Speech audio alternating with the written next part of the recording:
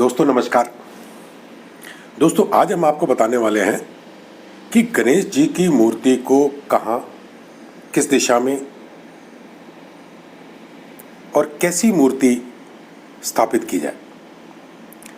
और जब हम उसको परचेज करने जाते हैं तो उसकी सूंड किस तरफ हो, दाईं हो, बाईं हो, सेंटर में हो। तो इस पर आज हम चर्चा करेंगे कि गणेश चतुर्थी पर जैसे आप गणेश की मूर्ति स्थापित करते हैं तो मूर्ति कैसी लाएं, किस प्रकार की बनी हो और उसको कहाँ स्थापित करें।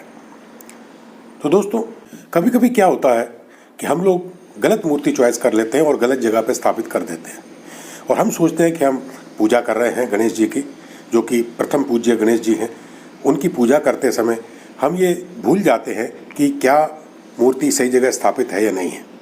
तो गलत जगह स्थापित होने से जो उनके अच्छे फल होते हैं वो हमें नहीं मिल पाते, बल्कि उसके बुरे फल हमें मिलने लगते हैं। तो आइए जानते हैं तो हमें मूर्ति कैसी चॉइस करनी है, बाजार से कैसी लाके घर में रखनी है और कहाँ स्थापित करनी है। जब आप मूर्ति लेने जाएं तो सबसे पहले ये ध्यान रखें कि गणेश जी की मूर्ति मिट्टी की बनी होनी चाहिए और किसी चीज़ की नहीं बनी होनी चाहिए। जैसे प्लास्टर ऑफ पेरिस या अदर अलग अलग चीज़ों की मूर्तियाँ बनी हुई मार्केट में मिलती हैं, आप वो ना लें। सिर्फ मिट्टी से बनी हुई मूर्ति लें, क्योंकि मिट्टी एक पंच तत्व का भाग है। तो पंच तत्व से बनी चीज़ें हमारे लिए काफ़ी लाभदायक होती हैं। आपने देखा होगा कि अक्सर गणेश जी की मूर्तियों की सूंड या तो दाईं तरफ होती है या बाईं तरफ होती है। इसी कारण से भगवान गणपति जी को वक्रतुंड कहा जाता है और सीधी जो सूंड होती है वो काफ़ी दुर्लभ मिलती है, आपको बहुत कम जगह अवेलेबल होती है। ऐसी मान्यता है कि जब भगवान गणेश की मूर्ति की सूंड बाईं तरफ होती है तो वो अक्सर मूर्ति टूट जाती है या उसे शुभ नहीं माना गया है। दाईं तरफ जो सूंड होती है उसको शुभ माना गया है। जब सूंड दाईं तरफ घूमी होती है तो इसे सूर्य के द्वारा प्रभावित पिंगला स्वर से प्रभावित माना गया है। ऐसी प्रतिमा का पूजन विघ्न विनाशक, शत्रु पराजय, विजय प्राप्ति, उग्र तथा शक्ति प्रदर्शन जैसे कार्यों के लिए काफी फलदायी माना गया है। वहीं बाईं ओर मुड़ी सूंड वाली मूर्ति को ईड़ा नाड़ी व चंद्र प्रभावित माना गया है। ऐसी मूर्ति की पूजा स्थायी कार्यों के लिए की जाती है, जैसे शिक्षा, धन प्राप्ति, व्यवसाय उन्नति, संतान सुख, विवाह, सृजन कार्य और पारिवारिक खुशहाली के लिए। और जो सीधी सूंड वाली मूर्ति होती है उसको सुषुम्ना स्वर द्वारा प्रभावित माना गया है। इनकी आराधना रिद्धि सिद्धि, कुंडली जागरण, मोक्ष, समाधि आदि के लिए सर्वोत्तम मानी गई है। संत समाज ऐसी मूर्ति की आराधना करता है। आपने देखा होगा कि सिद्धि विनायक मंदिर में दाईं ओर सूंड वाली मूर्ति है, इसलिए इस मंदिर की आस्था और आय आज भी बहुत शिखर पे पहुंच चुकी है। यदि आपको गणेश जी की स्थापना अपने घर में करनी हो तो आप दाईं ओर घूमी हुई गणेश जी की सूंड वाली प्रतिमा लेकर ही आए, उसे ही स्थापित करें, जो कि शुभ फल प्रदान करती हैं और एक पॉजिटिव एनर्जी देती है और अपने घर के वास्तु दोषों का भी नाश करते हैं।